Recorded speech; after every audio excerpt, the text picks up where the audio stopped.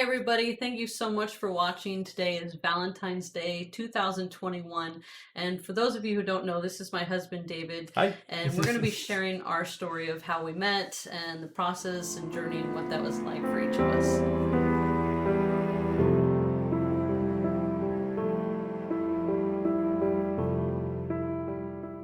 Okay, so we had met, I think, towards the end of 2016. At that time, I think I was probably 23, 24 years old, and I had been praying pretty desperately for God to bring me a husband. Had a couple relationships, but nothing super serious. And just, I guess I was restless at that point and kind of desperate even. So, so MySpace was really big at that time, and they had some advertisements on MySpace, and one of the advertisements that came up was relationships.com, which was a Christian dating site. I don't know if they're still around, but I thought, hey, it's a good way to, find some Christian guys to mingle with and see what happens out of it. But it actually ended up being a much higher quality, service than I expected. I was really impressed by the amount of information that they take in when they ask you, to put together your profile.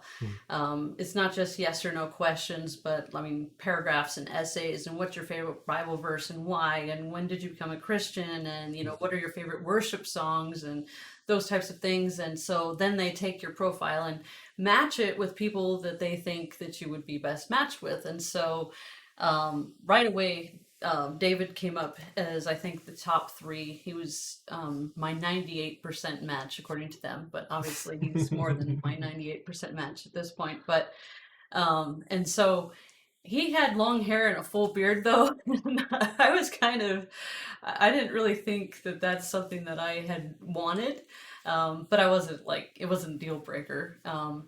But I was not a paying member. I was only getting like the free service, so I couldn't really chat with anyone. They would have to start the conversation first. So in my profile, I tagged him wrote his light song, his screen name or whatever on there, and said, "Hey, email me at email me at this address." And so he did actually. He saw it, it flagged him, and he did email me at that address. So that's kind of how we started talking. Yep. And so, yeah, from my side, obviously, it was I was a paying member, but I was looking for a serious relationship and looking for somebody who would be Christian and would have the same values that I have. And I think eHarmony, and there were a couple like starting to get together the whole dating thing, but it was still very stigmatized. Like you didn't tell people like, oh yeah, I'm looking for a relationship online. Like you'd get branded as a weirdo pretty quick, even back then. And I think they tried to match us based on a certain mile radius too, right? Yeah, I think so. Yeah. So that's kind of why. I think we're just on the outside of that. Yeah, because I was about a half hour drive from you. Yeah. Yep. And where I was working was even further. But yeah, so we met together online. We started chatting back and forth through, I think, AOL Instant Messenger or Yahoo or some sort of. I think I even have all those chats saved somewhere. But it was really fun. We were starting to get to know each other. I think it was even a couple months before we met in person for the first time. But yeah, that's how we met, was through relationships.com. And I'm going to put you on the spot here, but I mentioned my first initial response and reaction to you having long hair and a full beard. I mean, how did you feel about me having long hair and a full beard? Oh gosh, no. I will say that one of the pictures that you had though on your profile was, I think, taken at not Medieval Times but Excalibur in Las Vegas, and like by a suit of armor or something. I'm like, hey, she might be a nerd girl. This is great. Because I'm a technology kind of guy, and I promise I didn't hack the site to make it say that I was 98% match for you. Had I thought about it at the time, I might have. But yeah, so that's how it started. Almost 14 years ago, or like, I guess a little more than 14 years ago.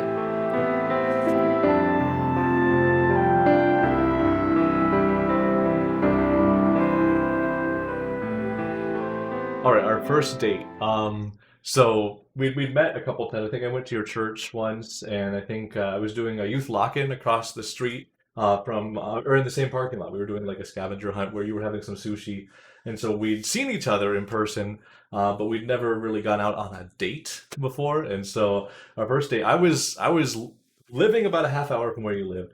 But I worked about an hour and a half from where I live, so it was like a 2 hour drive, and I got some. I remember to the day. I got a chicken burrito from Del Taco and was driving home, and I'm feeling like, ooh, that chicken burrito is not doing good things to me right now. But I was so excited about going on a date with you that I didn't want to cancel the date. Like there was my stubbornness kicked in, and there was no way I was canceling this date. And so I wanted to take you to my favorite pizza place, the gourmet pizza shop in Redlands. It was a Monday. I remember specifically it was a Monday, and we showed up and we get out and we go to the door and it says closed Monday. So we're like, what? And you're looking at me like, you didn't know that your favorite place is closed on Monday? I'm like, what kind of place is closed on Mondays? And so I said, well, let me take you instead to my favorite coffee shop. You know, we can get like a snack and some coffee. And by now, like the gurgling's happening, and I'm still not feeling great. But I'm like, I'm not gonna have her because you drove out to Redlands, I drove out to Redlands, and so it was a big deal. And so we went over to Jazz and Java. And did you want to take over the story there? Well, I just, first dates are just hard and weird and awkward, and you're nervous and they're nervous, and so it was awkward, and I didn't really pick up anything abnormal in the beginning. But I think I ordered, or he asked me what I wanted, and I ordered like a meatball It was like a sandwich meatball or sandwich. something, Yep. and I'm like waiting to hear what he's gonna order, and he said he didn't want anything, and I thought this guy is cheap, he then I kind of felt bad ordering anything. Like maybe he doesn't have any money. Because I paid, but I didn't pay for my food because I didn't order anything. So I So, thought it was cheap. I remember those bowls too. Oh, They the were the coffee there was cups, super but they were cool. like Yeah. bowls that you drink out of. It was really cool. But anyway, he kept getting up in the middle of our dinner or whatever, my dinner, getting up in the middle of my dinner to go to the bathroom. Because I was throwing up. But I didn't know he was throwing up, and he didn't tell me he didn't feel good. So I thought, oh, this is a bum deal. This guy does not like me. He's probably in the bathroom texting his friends or something, or talking to another woman. He just kept getting up. It wasn't until I think I think it was like the third time he or had something. just he come Like, back yeah, and just he was ghost green, light, like, and he's like, I'm so sorry, but we have to end this date. It's the date, and I need to go. I have food poisoning or something, and then I'm connecting the pieces like, oh, okay, that's why he was in the bathroom. It's not you. It's not me. Right. It's my stomach. So, yeah, I don't really remember like how I, processed the rest of that. If I thought, is he ever gonna ask me out again, or I think I specifically told you too. Like I totally was looking forward to this. I totally want to go on a date with you again, but I need to not be throwing up or something. Yeah. Yep. So first date. Woo!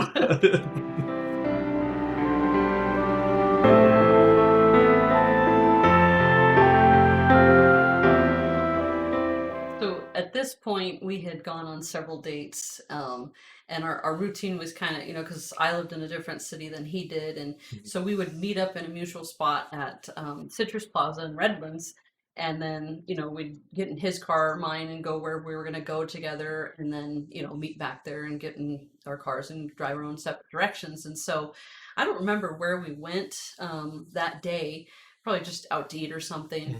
And it was, we had gone for a walk around the plaza, and then it was that time, to go home. And I think I knew in my heart, tonight's the night I'm going to kiss him. And I think that he knew in his heart tonight is the night he hoped I was going to kiss him. I thought that for a couple weeks.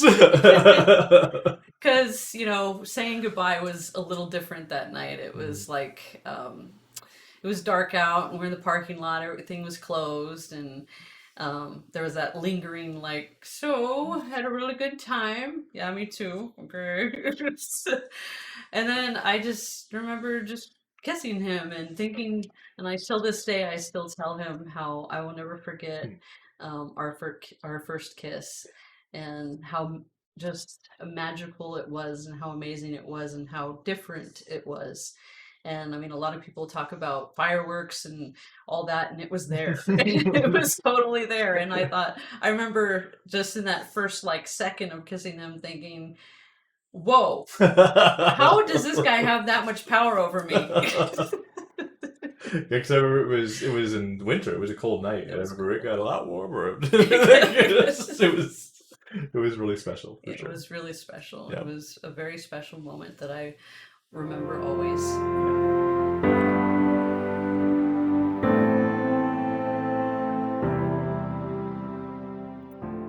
All right, when did you know? Well, like I said, I went into the relationship looking for a serious relationship, not looking for, trying things out and seeing where it goes, but trying to pick somebody who I could build a marriage with, and would want to spend the rest of my life with. I knew pretty quick. I think we met in the fall, like maybe September, October-ish, and I think it must have been October. And then kind of started dating seriously in December, and you joined me and my family for Christmas. Yes. I remember, and it was just super special. And my family loved her as much as I love her, and everything just clicked. And it was like you were already a part of our family. I think that's when I was like, okay, how long do I have to wait before I freak her out to ask if she would want to marry me? So that's I think when I knew. And obviously he didn't wait long enough.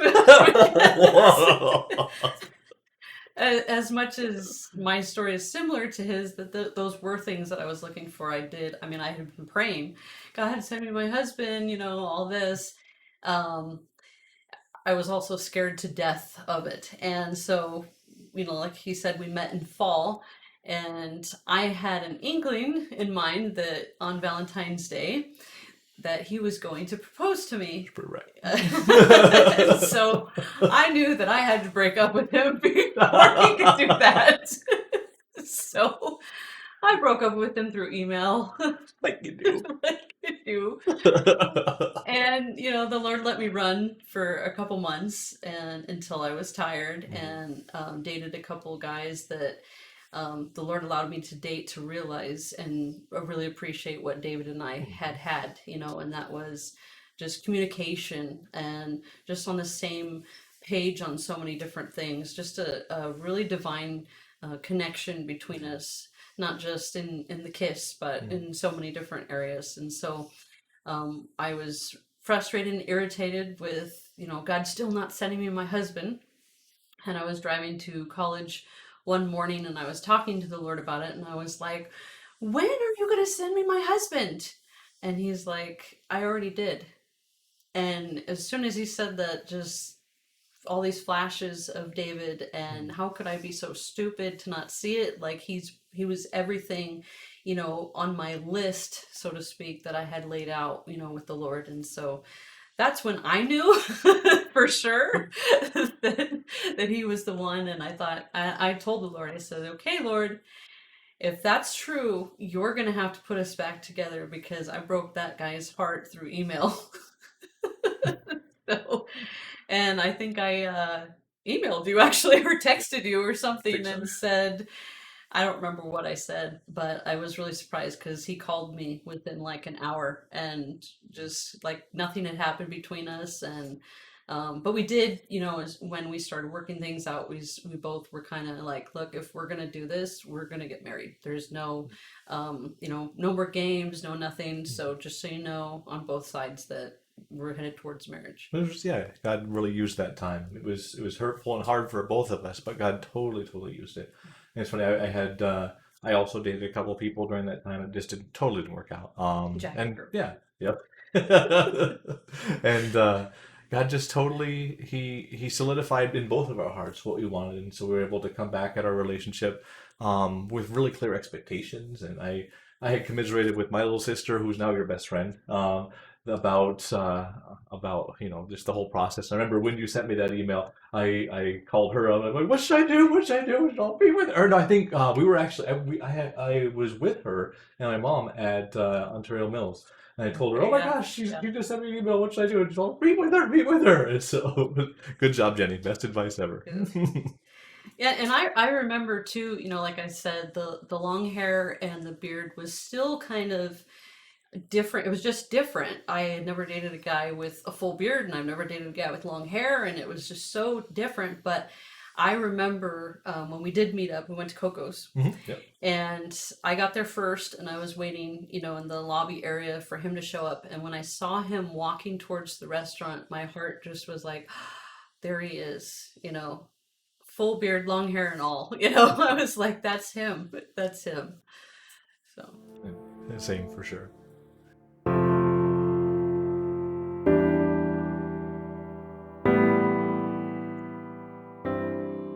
So, like we said, I had broke up with him around before Valentine's Day, and then, when we met back up, I think it was like April-ish, March, end of March, April, and I think it was in May. It was Cinco de Mayo. Oh, yeah.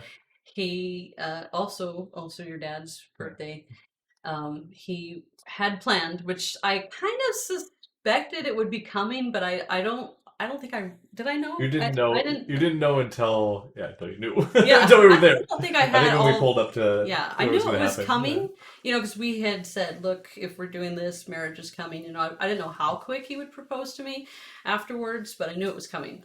So it was. Oh, you had said we were going to go to Pancho Villa's or something because I was supposed to dress up fancy because we were going to go. He said, I want to look at a timeshare in Palm Springs or Palm Desert, and Lisa was going to come with us. And so he said, but we'll probably go out to eat afterwards. So, get dressed for going out to eat kind of thing. And so I guess in my mind, I still thought we were going to the timeshare, and so we get out there and we're pulling up in front of a favorite restaurant of mine, which was a restaurant that I went to as a child when my family was still together. It's called Kobe's, where they like cook in front of you, hibachi style. And as soon as we pulled up there, I knew. I was like, okay, if he wasn't honest, there's a reason he wasn't honest. And everyone's dressed up, and so I was nervous. So as soon as we got inside the restaurant, I need an exit. I'm like, I gotta go to the bathroom. So I went to the ladies' room to use the restroom. Right? While she's in the ladies' room, my buddy, who I had there set up we had like a laptop set up with a video I prepared with our favorite song and pictures. For the moment we walked in. The whole it was gonna queue up, and my buddy had gone there and he talked to the owners of the restaurant. They've set aside this whole section, and as soon as we walk in, he starts playing this video. And Kim bolts from the bathroom, doesn't even see him. Right? I'm like, no, stop, restart it. So we're figuring out, and then we're just like awkwardly. So, you guys found the place okay? While she's in the restroom waiting for her to come out. And I knew, and so, I was in the bathroom kind of gathering myself, but I figured he would propose to me at dinner, while they're cooking and, kneel right there and propose to me. I did not expect it to be the moment I walked out of the bathroom, So I walk out and then there's this friend there and I'm like, was he here? And my friends are here and I'm like, oh, okay. And there's this what'd you call it, a slideshow kind of thing going with pictures of us dating and stuff. And I think I was still in shock because he's, giving me the spiel on his knees and I'm just like, what am I supposed to say? In fact, I had to be cued. So I asked her, I do I want to spend the rest of my life with you and I love you and will you marry me? And she says, and he said, this is the part where you say yes. I'm like, oh my goodness, I'm just trying to process everything. The moment my life stopped, it was like, I really thought we were going somewhere with this. It was great though. It was great. Yeah, but so your best friend was there, and my best friend was there, and we had pictures. And more people came. More people came, and we all had a wonderful, the first dinner together as an engaged couple. Yep, and I called my dad, and I think, did you call someone? Frankie, maybe? I think you called Frankie and let her know.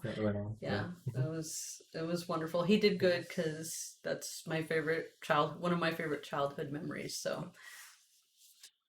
Pay attention, guys. Listen.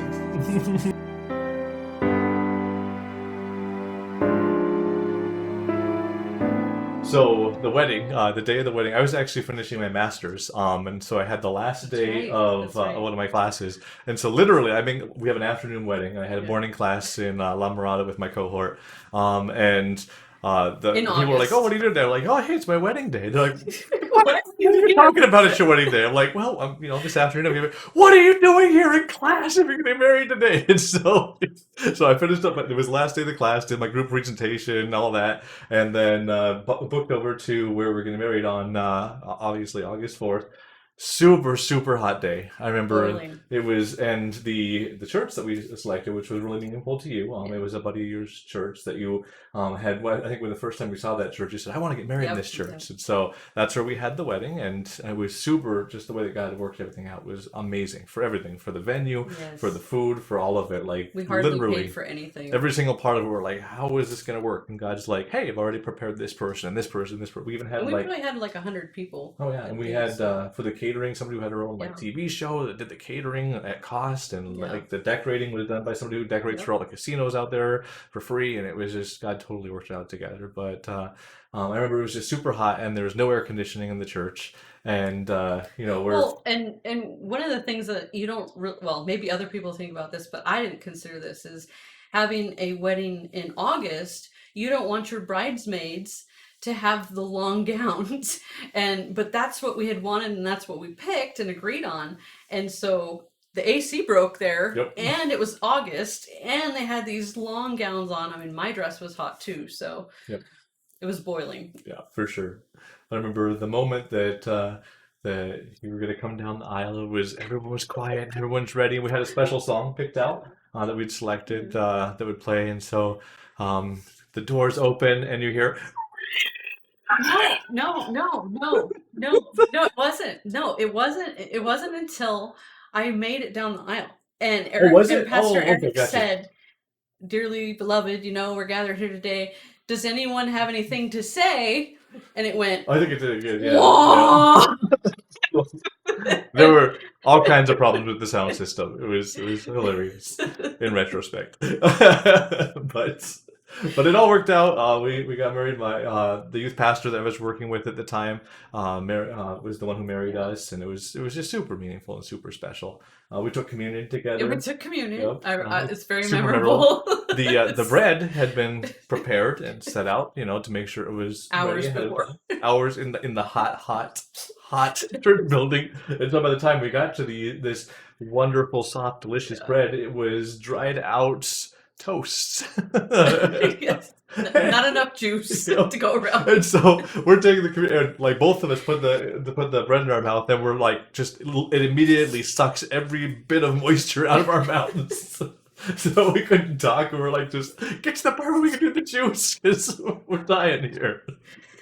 I think the afterward, the reception went okay. Yeah. It was really nice. We had some mariachi, some young boys played mariachi for us. That was super meaningful to us.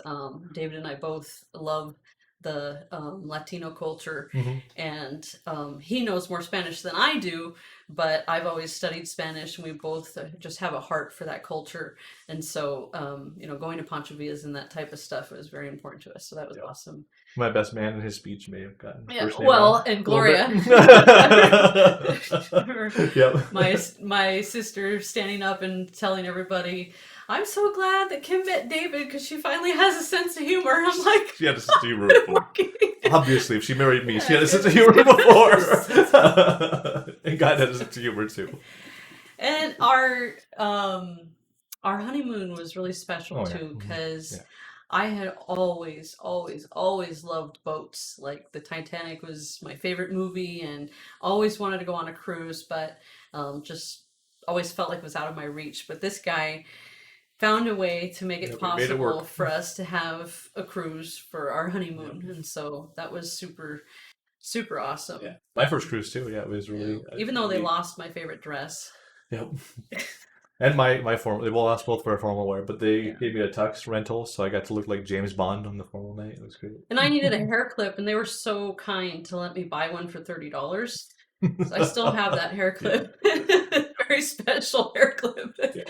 But I almost got a concussion. And we were the first ones to get up and dance too. Oh yeah, They told us the first couple to get up on this dance floor and dance because no one wanted to. They were all scared to do it, and I wouldn't have done it except that he's my better half and makes me do stuff like that. I wouldn't have done it, but there was a prize in this competitive. Yeah, but then they told us our prize was free pizza the whole time on the ship, which we get free pizza anyway on the ship. So.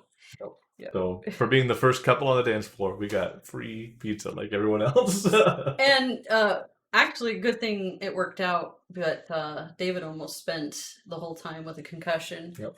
Like almost immediately after we got there. We get into our room and he flopped himself down on the bed and there was a huge bar running across the back there and almost knocked himself out. I had to go to the nurse's station and get him some medicine. Yep. And then I killed the towel animal. That was on they had the cute little towel animal and she's like, why did they leave the towels all crumpled up on the bed? Yeah, we went to Mexico and we did the horseback riding thing on the beach. We did the horseback riding thing. Sounds super romantic. But you can buy the really expensive package, or you can get the cheap knockoff package that they'll that Mexico hand tailors for you. And so we wanted to save some money, so we decided to go with the package, the not so expensive package. And it was nice too, and it very well could have been super meaningful. It will always be memorable. Yep. And that was because David had the lead horse and I was on the back horse. So I didn't know, but I guess they're similar to dogs in the sense that there's a pack leader. And so his horse was the pack leader. And so our horses wouldn't ride next to each other. So he would try to turn his horse around. I've got horse riding experience. I'm like, I could fix this. I know how to drive a horse. He would turn his horse around to be near me, which my horse wanted to be in the back the whole time. And so we'd go in circles. All the people on the whole tour would just like, okay, guess we're going home. Yep. But it was great. We spent 4 days, right? 4 days on the cruise. Good friend son Lori drove us out there and drove us back. And they took care of everything. They brought all of our wedding gifts to the apartment, and then when we got back from the cruise, they drove us back to the apartment and we opened up all of our wedding gifts. Remember, we had a whole room that was just all dedicated to the wedding gifts. Well, thank you everyone for watching. We hope that our story blessed you guys. And I know that there's so many other amazing stories out there similar to ours, where God has done a mighty work. And for those of you that are still waiting, just know that all things are possible for God, and He's got someone special just for you.